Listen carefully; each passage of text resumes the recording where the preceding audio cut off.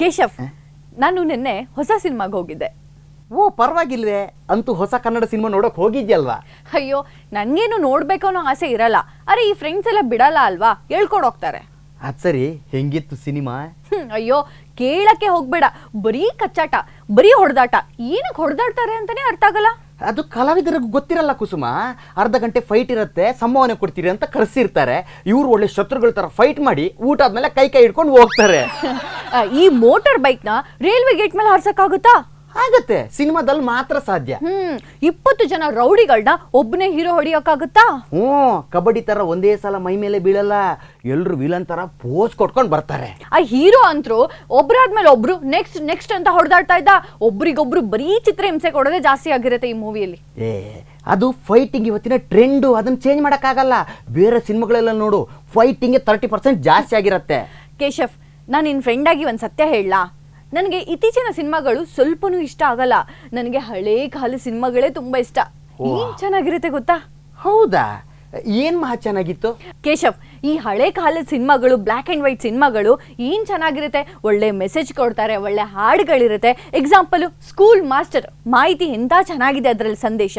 ಅಷ್ಟೇ ಯಾಕೆ, ಈ ಮೋಡಗಳು, ಪ್ರಕೃತಿ ಇದನ್ನೆಲ್ಲ ಸೇರ್ಕೊಂಡು ಬರ್ದಿರೋಂಥ ಹಾಡುಗಳು ಕೇಳಕ್ಕೆ ಎಷ್ಟು ಇಂಪಾಗಿರುತ್ತೆ. ಹೌದೌದು, ಬೆಳ್ಳಿ ಮೋಡದಲ್ಲಿ ಮೂಡಲ ಮನೆಯ ಮುತ್ತಿನ ನೀರಿನ ಎರಕಾವ ಹೊಯ್ದ ತಾರಾ ಬೇಂದ್ರೆ ಅವರು ಹಾಡು ಬರ್ದಿರೋ ಹಾಡು ಸೂಪರ್ ಹಿಟ್ ಆಗಿತ್ತು. ನೋಡು, ಇದನ್ನ ಕೇಳಕ್ಕೂ ಇಂಪಾಗಿರುತ್ತೆ, ಆ ಸೀನ್ಗಳು ನೋಡಕ್ಕೂ ಚೆನ್ನಾಗಿರುತ್ತೆ. ನೋಡು, ಇವತ್ತು ಬ್ಲ್ಯಾಕ್ ಆ್ಯಂಡ್ ವೈಟ್ ಸಿನಿಮಾ ಓಡಲ್ಲ, ಇವಾಗ ಬಣ್ಣದ ಯುಗ. ಓಲ್ಡ್ ಟೈಪ್ ಸಿನಿಮಾ ಎಲ್ಲ ಹುಡುಗರು ಇಷ್ಟಪಡಲ್ಲ. ಇತ್ತೀಚಿನ ಸಿನಿಮಾಗಳಲ್ಲಿ ಆ ಲವ್ ಸೀನ್ಗಳನ್ನ ಎಷ್ಟು ಓವರ್ ಆಗಿ ತೋರಿಸ್ತಾರೆ ಗೊತ್ತಾ? ಏನು ಓವರ್ ಅಂದ್ರೆ ಅದೇನು ಬಾಲ? ಓವರ್ ಅಂತ ಅಂದ್ರೆ ಅತಿರೇಕ ಅಂತ ಅರ್ಥ. ಈ ಹುಡುಗ ಹುಡುಗಿ ಅಥವಾ ಹೀರೋ ಹೀರೋಯಿನ್ಗಳು ತಪ್ಕೊಳ್ಳೋದನ್ನ ಎಷ್ಟು ಓವರ್ ಆಗಿ ತೋರಿಸ್ತಾರೆ. ಅಲ್ಲ, ಅದ್ರಲ್ಲಿ ಏನು ಓವರ್ ಇದೆ ಅಂತ? ಹುಡುಗ ಹುಡುಗಿ ಅಂದ್ಮೇಲೆ ತಪ್ಕೋಬೇಕಪ್ಪ. ಮದುವೆಗಿಂತ ಮುಂಚೆ ಈ ಸೀನ್ಸ್ಗಳನ್ನೆಲ್ಲ ತೋರಿಸಿದ್ರೆ ಅಸಹ್ಯ ಆಗಲ್ವಾ ನೋಡಕ್ಕೆ? ಅಲ್ಲ, ಇದರಿಂದ ಏನ್ ಮೆಸೇಜ್ ಕೊಡ್ತಾರೆ ಸಮಾಜಕ್ಕೆ? ಮುಂಚಿನ ಮಡಿವಂತಿಕೆ ಈಗಿಲ್ಲ ಕುಸುಮ. ಬ್ಲ್ಯಾಕ್ ಆ್ಯಂಡ್ ವೈಟ್ ಸಿನಿಮಾದಲ್ಲಿ ಹೀರೋ ಹೀರೋಯಿನ್ ಭುಜ ಟಚ್ ಮಾಡಿದ್ರೆ ಸಾಕು, ಪ್ರೇಕ್ಷಕರು ಥ್ರಿಲ್ ಆಗ್ತಿದ್ರು, ಮೈ ರೋಮಾಂಚನ ಆಗ್ತಿತ್ತು. ನಿಜ, ಈಗ ಅಂತ ಸಂವೇದನೆಗಳೇ ಏನೂ ಇಲ್ಲ.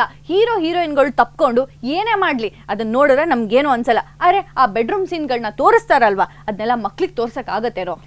ಕಾಲ ಬದಲಾಗ್ತಿದೆ, ವಿದೇಶಿ ಇನ್ಫ್ಲೂಯೆನ್ಸ್ ಜಾಸ್ತಿ ಆಗ್ತಿದೆ, ಹಾಗಾಗಿ ತಬ್ಕೊಳ್ಳೋದು ಮುತ್ಕೊಡೋದು ಎಲ್ಲ ಶುರುವಾಗಿದೆ. ಇದನ್ನೆಲ್ಲ ಸ್ಕ್ರೀನ್ ಮೇಲೆ ತೋರಿಸ್ಬಿಟ್ರೆ ಬದುಕಲ್ಲಿ ಇನ್ನೇನು ಉಳಿಯುತ್ತೆ? ಇಂಥ ಮೂವಿಗಳನ್ನ ಮೊದಲು ಬ್ಯಾನ್ ಮಾಡಬೇಕು. ಅಂದ್ರೆ ನೀನು ಹೇಳೋದು ಇತ್ತೀಚಿನ ಸಿನಿಮಾಗಳು ಚೆನ್ನಾಗಿಲ್ಲ ಅಂತಾನ? ಹೌದು, ಖಂಡಿತವಾಗ್ಲೂ ಚೆನ್ನಾಗಿಲ್ಲ. ಇಲ್ಲಾಂದ್ರೆ ನೀನೇ ಹೇಳು, ಯಾವ ಮೂವಿ ಚೆನ್ನಾಗಿದೆ, ಯಾವ್ದ್ರಲ್ಲಿ ಸಂದೇಶ ಇದೆ, ಯಾವ ಹಾಡು ಚೆನ್ನಾಗಿದೆ, ನೀನ್ ಹೇಳು. ಕೇಳಕ್ ಹೊಸ ತರ ಇದೆಯಲ್ಲ. ಹೊಸದಾಗಿದೆ. ಕೇಳಿದ್ರೆ ಕಿವಿ ಕಿತ್ಕೊಂಡೋಗಿ ಕಲಾಸಿ ಪಾಳದ ಮೋರಿಯಲ್ಲಿ ಬಿದ್ದಿರತ್ತೆ. ಬರೀ ದಗ ಕುಣಿಯೋದು, ಬರೀ ಡ್ಯಾನ್ಸ್ ಮಾಡೋದು, ಇದೇ ಆಗೋಗಿರತ್ತೆ. ಅಲ್ಲ, ಇತ್ತೀಚಿನ ಈ ತರ ಸಿನಿಮಾಗಳನ್ನ ಇಷ್ಟಪಡೋರು ಇದ್ದಾರೆ. ಹೀರೋ ಹೀರೋಯಿನ್ಗಳು ಎಲ್ಲ ಹೋಗಿ ಆರಾಮಾಗಿ ಕುಣಿತಾ ಇರ್ತಾರೆ. ಆದ್ರೆ ಈ 20 ಜನ ಡ್ಯಾನ್ಸರ್ಸ್ಗಳು ಎಲ್ಲಿಂದನೂ ಬಂದ್ಬಿಡ್ತಾರೆ. ಆಮೇಲೆ ತಯ್ಯ ತಕ್ಕ ಅಂತ ಕುಣಿದ್ ಬಿಡ್ತಾರೆ. ಅವ್ರು ಯಾಕೆ ಬರ್ತಾರೆ, ಎಲ್ಲಿಂದ ಬರ್ತಾರೆ, ಏನಕ್ಕೆ ಬರ್ಬೇಕು ಹೇಳು? ಅವ್ರ ಪಾಪ ಪ್ರೇಮಿಗಳು ಏಕಾಂತವನ್ನ ಹಾಳು ಮಾಡಲ್ವಾ? ಇದು ಕೇವಲ ನೃತ್ಯ ವೈಭವ ಅಷ್ಟೇ. ನೀನು ನೋಡು ಕೇಶವ, ನೀನ್ ಏನೇ ಹೇಳು, ನನಗೆ ಈ ಹಳೆ ಕಾಲದ ಸಿನಿಮಾಗಳನ್ನ ಬಿಟ್ರೆ ಹೊಸ ಸಿನಿಮಾ ಯಾವ್ದು ಇಷ್ಟ ಆಗಲ್ಲ. ಅಂದಂಗೆ ನಾವಿವತ್ತು ಸಿನಿಮಾಗೆ ಹೋಗೋದಿತ್ತಲ್ವಾ? ಹೌದು, ನಾನು ಅದಕ್ಕೆ ಬಂದಿರೋದು.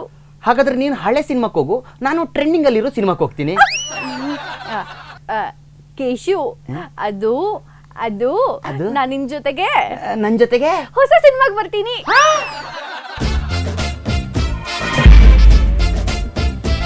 Trending super star